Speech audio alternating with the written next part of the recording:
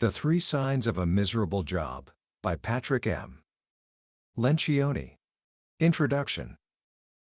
Have you ever felt that feeling? That slow, creeping dread that starts on a Sunday afternoon?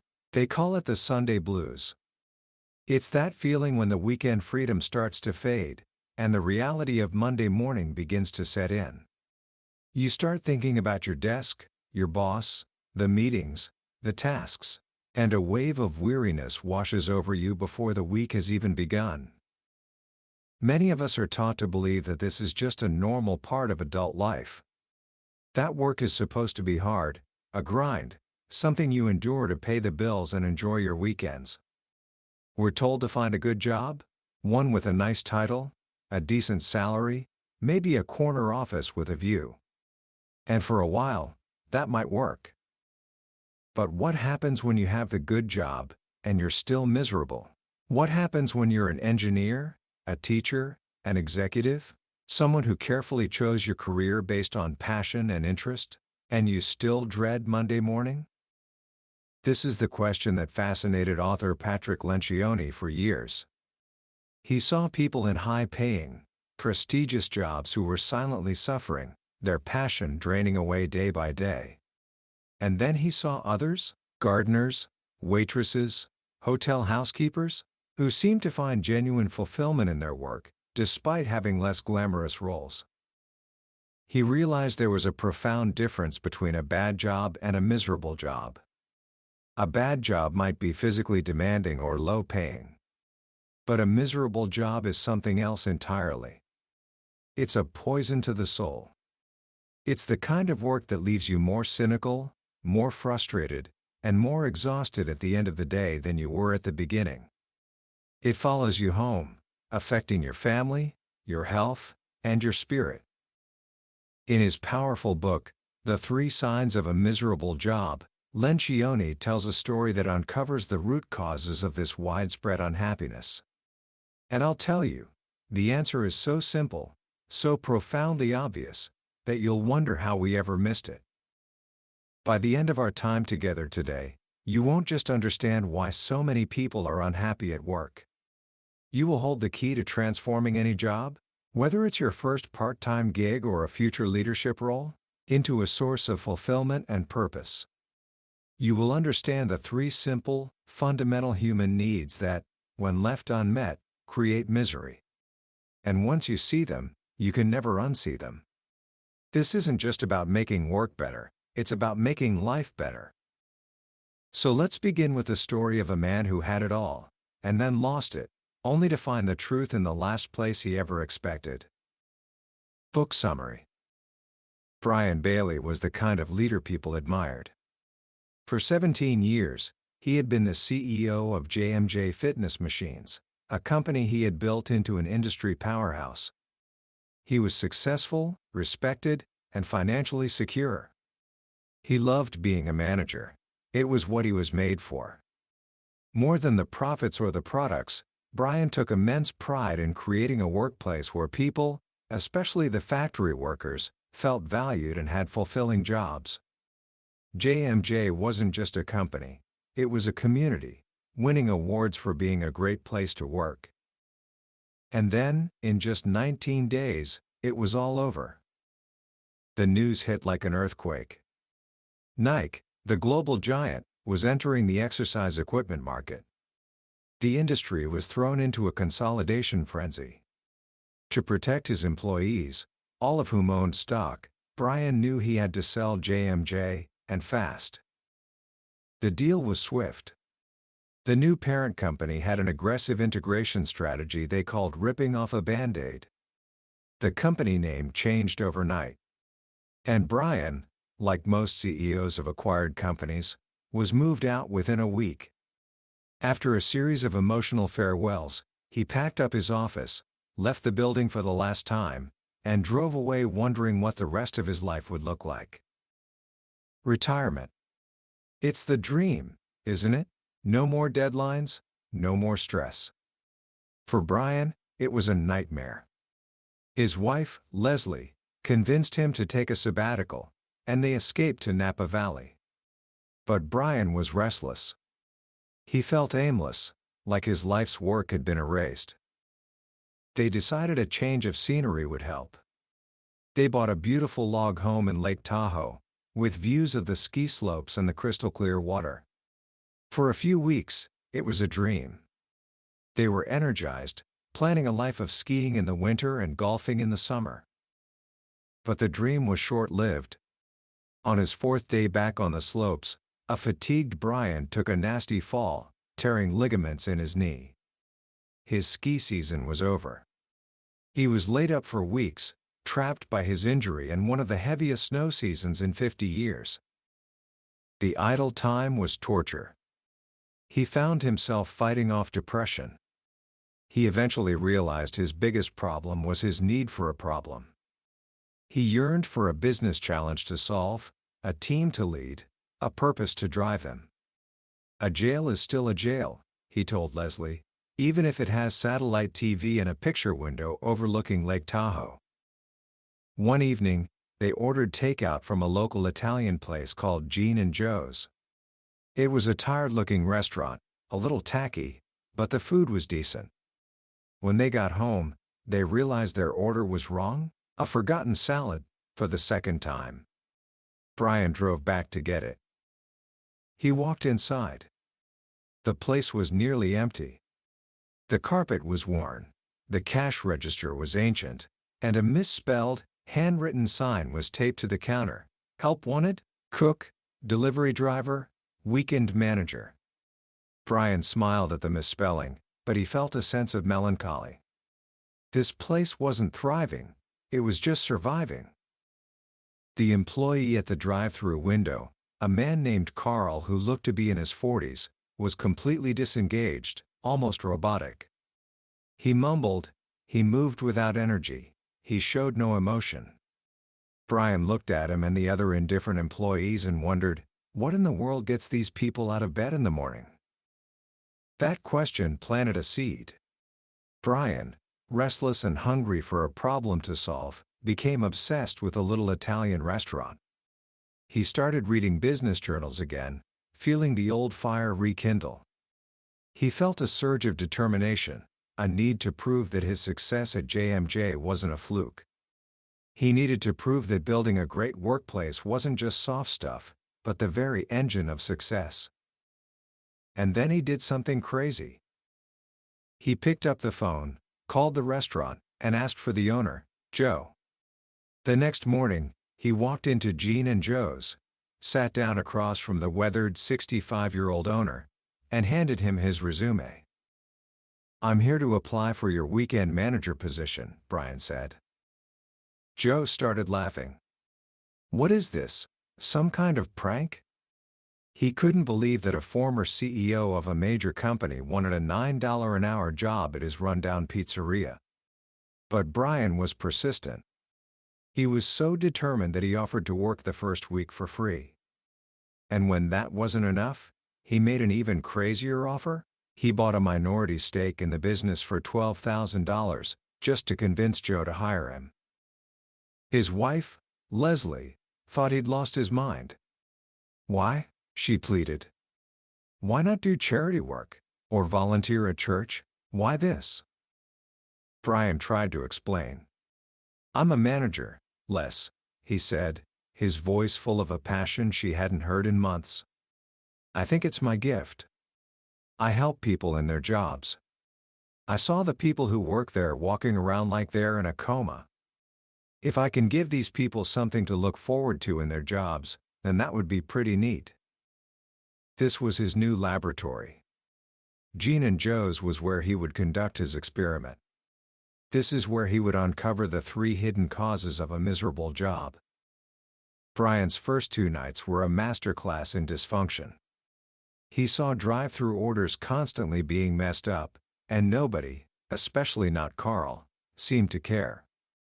He saw waitresses whose service ranged from friendly to outright surly. The only person who seemed to take any pride in his work was a young man named Migo, a utility player who did whatever was asked of him without complaint. The breaking point came on a Friday night, 3 minutes before closing. Someone yelled, "Autobus!" Instantly, the restaurant staff sprang into action. They locked the door, shut off the lights, and hid in the corners of the building, as if preparing for an air raid. Outside, a bus full of parents and players from a local high school basketball team pulled into the parking lot, hoping for a post-game meal. Seeing the restaurant was dark, they dejectedly got back on the bus and drove away. Inside, the employees let out a muffled cheer. It was the most passion Brian had seen from them in 2 days. He was stunned. They weren't just disengaged, they were actively sabotaging their own business to get out of work a few minutes earlier. Brian knew he had to do something drastic. He called a staff meeting. "How many of you," he asked, "get excited about coming to work?" Silence. A few nervous laughs. Carl, the drive-through clerk, spoke up with startling honesty. "I actually get kind of depressed when I wake up on Thursday mornings, because I know that I'm going to be here a lot for the rest of the week." Brian made them a promise. "My job," he said, "is to get you to like your jobs." He offered everyone on the weekend shift a $1 an hour raise for the next 2 months, on one condition: they had to go along with his plan. And what was his plan? It started with one simple idea. He told them, "I want everyone here to start measuring what you're doing. I believe in the old saying that if you can't measure something, you can't improve it." This was the first great secret he uncovered. The first sign of a miserable job is what Lencioni calls immeasurement. Think about it. Imagine playing a basketball game where no one kept score. How long would you stay motivated? Or being a stockbroker and never knowing if the stocks you picked went up or down? You'd lose interest fast. People need to be able to gauge their own progress. They need tangible evidence that they are succeeding or failing. Their success can't depend solely on the subjective opinion of a manager. Great employees crave this kind of accountability. Poor ones run from it. So Brian started with his biggest challenge, Carl. He pulled him aside. "Carl," he asked, "what would be a good way to measure whether you're doing a good job?" Carl just shrugged. "I don't know." Brian guided him. They decided that one measurement would be the number of orders he got right, with 0 errors. But that wasn't enough. Brian wanted to measure the human connection. "What about," Brian suggested, "if you make a note of the number of times you make people smile when they come through the drive-thru?" Carl looked at him like he was crazy. "Smile?" "Sure," Brian said. "And if you get one of them to laugh, that's worth 4 smiles." Carl was skeptical, but the extra $1 an hour was a powerful motivator. He agreed to try. Brian did the same for every employee. The waitresses, Patty and Jolene, would track their tips, but also the number of unprompted positive comments from customers. The cooks, Joaquin and Kenny, would measure the time it took to get orders out. Even Salvador, the dishwasher, would be measured on having an adequate supply of clean dishes for the cooks and servers. For the first time, the employees had a scoreboard. They had a way to win the day. And for a little while, it worked. By the end of the shift, employees were comparing their scorecards. Tips were up, errors were down. But then, one Saturday night, Brian asked Carl how many smiles he got. "I don't know," Carl said, still mopping the floor. "I forgot to keep track." Brian was stunned. Tristan, another employee, jumped in. "How about $1 an hour, dude? Just do it." But Brian knew the problem was deeper. The motivation wasn't just about the money. His program was missing something crucial. Measurement was a start, but it wasn't enough to make people truly care. He racked his brain. What else had they done at JMJ? He realized it wasn't just about what they were doing, but why. This led him to the second sign of a miserable job: irrelevance. Everyone needs to know that their job matters to someone. Anyone. We have a fundamental human need to be needed. We need to see a connection between our work and the satisfaction of another human being. Without it, even the most exciting job becomes a hollow, soul-crushing routine. Brian called another meeting.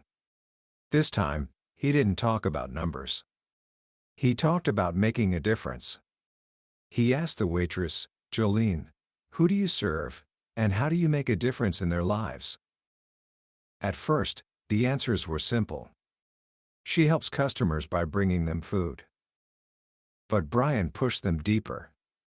He asked them to think about times they really helped someone. Patty, the other waitress, shared a powerful story. She told them about a young mother who came in with 4 rowdy little boys. The kids were a handful, and then the youngest one knocked a whole pizza onto the floor. The mother looked like she was about to cry. Patty didn't just clean up the mess. First, she calmly but firmly told the boys to listen to their mother. Then, she assured the frantic mom that the second pizza was on the house. Finally, she brought out 4 small pieces of pizza dough for the boys to play with, and poured the mother a free beer. Her co-workers were impressed. "Awesome," Tristan said. "So Patty didn't just bring that lady food," Brian explained. "She helped her get through a tough spot in her day." This was the breakthrough. Suddenly, the staff saw their jobs in a new light. Jolene realized she could make an old man's day just by calling him sweetheart. Carl realized that when the cooks were fast, his job at the drive-thru was less stressful, meaning the cooks were making a difference in his life. Salvador, the quiet dishwasher, beamed with pride when Patty told him, "If you're not doing a good job, the rest of us are pretty much screwed." They were starting to see the web of connections. Their work wasn't happening in a vacuum. It was impacting customers, and it was impacting each other. Their jobs were no longer irrelevant. Things at Gene and Joe's were truly changing. The energy was different. Customers noticed. But Brian still felt like one piece of the puzzle was missing. He had implemented measurement and relevance, but there was a final, more personal element he hadn't addressed. He discovered it one night after the restaurant had been slammed by the Autobus basketball team again. This time, instead of hiding, the team had risen to the challenge, serving the hungry crowd with unexpected energy. To reward them, Brian went out and traded a pizza and some pasta for a feast of Chinese and Mexican food from neighboring restaurants. As they sat around after hours, sharing Chixican food and a few beers, something amazing happened. For the first time, they started talking. Not just about work, but about their lives. Brian learned about their families, their dreams, their struggles. He realized that for all the time they spent together, they were practically strangers. Joe, the owner, knew next to nothing about them. They barely knew each other. How can you feel fulfilled at work if you feel like a ghost, an anonymous cog in a machine? This was the third and final sign of a miserable job: anonymity. All human beings need to be understood and appreciated for their unique qualities by someone in a position of authority. It's not about being best friends with your boss. It's about being seen as a person, not just as a pair of hands or a job title. People who feel invisible or generic cannot love their jobs, no matter what they are doing. That night, Brian decided to start chipping away at the wall of anonymity. He went to watch Migo and Salvador play in their indoor soccer league. He met their families. He started asking small questions. Where did you grow up? What did you do for fun this week? Where'd you get that tattoo? He learned that Patty's daughter had a wheat allergy and worked with a cook to find gluten-free pizza dough for her. He brought in a science fiction book for Carl. He wasn't being intrusive, he was just being human. He was showing them that he cared about who they were beyond the 4 walls of the restaurant. And that was the final catalyst. With all 3 elements in place, immeasurement, irrelevance, and anonymity, Gene and Joe's began to truly transform. The employees started taking an interest in each other, creating a culture that was self-sustaining. Migo, the young utility man, began to show real leadership potential. The story of Brian Bailey doesn't end there. After proving his theory in the humble setting of a pizzeria, he gets a call from his old acquaintance, Rick, the investment banker. A regional chain of sporting goods stores, Desert Mountain Sports, is failing. It's plagued by high employee turnover and terrible customer service. They need a new CEO to turn it around. It's a much bigger stage, with college-educated store managers and a corporate headquarters. But Brian walks in and sees the exact same problems he saw at Gene and Joe's, just dressed up in nicer clothes. The managers are burned out. The employees are unmotivated. He brings his simple three-part model to the executive team. At first, they're skeptical. They roll their eyes. They think it sounds like preschool. They want a complex financial strategy, not a lesson in basic humanity. But Brian holds his ground. Management, he tells them, is not an extra activity you do when you have time. It is the job. He teaches them how to fight anonymity by getting to know their people. He shows them how to connect their employees' work to a relevant purpose. He helps them create simple, immediate ways for every single employee to measure their own success. And just like at the little Italian restaurant, the culture at Desert Mountain Sports begins to shift. Revenue starts to climb. Stores that were slated for closure are kept open. The company that was on the verge of collapse is suddenly thriving. In the end, Brian Bailey proves that the principles of job fulfillment are universal. They apply to a dishwasher, a wide receiver, a vice president of marketing, and a CEO. The work itself doesn't determine whether a job is miserable. The management does. The story concludes with Brian receiving a package in the mail. It's from his old friends back in Tahoe. Inside are 2 t-shirts. On the front is a picture of 2 smiling faces, with new words printed underneath, Migo and Joe's. The experiment wasn't just a success, it had created a legacy. Commentary. So, what do we take away from this powerful story? What are the lessons that Patrick Lencioni is really trying to teach us?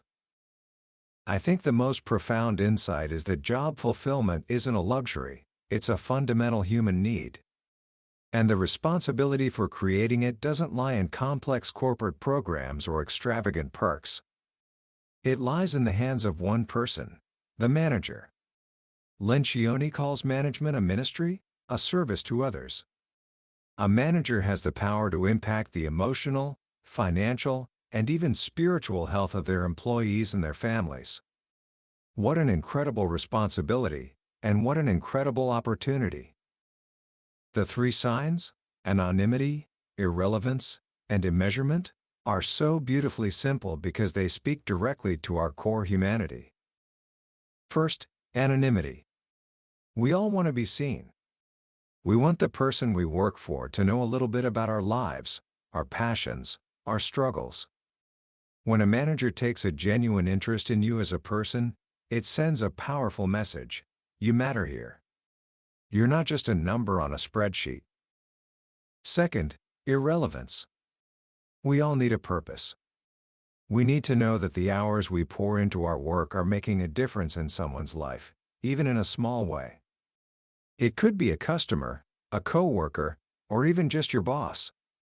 A great manager is a storyteller, constantly connecting the dots between an employee's daily tasks and the larger human impact of their work. And third, immeasurement. We all need to know if we're winning. We need a clear, objective way to measure our own contribution. When we can see our progress, when we can feel a sense of accomplishment based on our own efforts, we develop a sense of ownership and pride that no pep talk can replicate. So what can you do with this right now? Whether you're in school, starting your first job, or leading a team, you can start applying these principles today. If you're an employee, don't wait for your manager to figure this out. Take the initiative. Share with them a little about who you are and what you're passionate about. Ask them, how does my work really help you or the team? And work with them to create a simple way to track your own progress. You have the power to manage up and help your boss become the leader you need. If you are a manager or aspire to be one, your path is clear. First, do an honest self-assessment. Do you really know your people? Do they know why their work matters? Do they have a way to measure their success? If the answer to any of these is no, your mission is to change that. Start by having simple, human conversations. It may feel uncomfortable at first, but it is the most important work you will ever do. That was a deep dive into the 3 signs of a miserable job by Patrick Lencioni. We've walked through the core fable and unpacked the 3 principles that drive job satisfaction. But let's be honest, hearing me talk about it is like looking at a picture of a wonderful meal. The real nourishment comes from tasting it yourself. The stories, the dialogue, the subtle moments of discovery in the book, those are things a summary can only hint at. This overview is your map, but the treasure is found by taking the journey yourself. If any part of Brian's story or the 3 signs resonated with you, I truly encourage you to pick up a copy. Reading it isn't just about learning a new management theory. It's about fundamentally changing how you see the world of work and your place within it. The link to the book is in the description below. Also, if you found this summary valuable and want to continue exploring the ideas that shape successful people and organizations, please take a moment to hit that like button and subscribe to the channel. That way, you won't miss our next journey into another life-changing book from the billionaire's bookshelf. Let's keep growing together.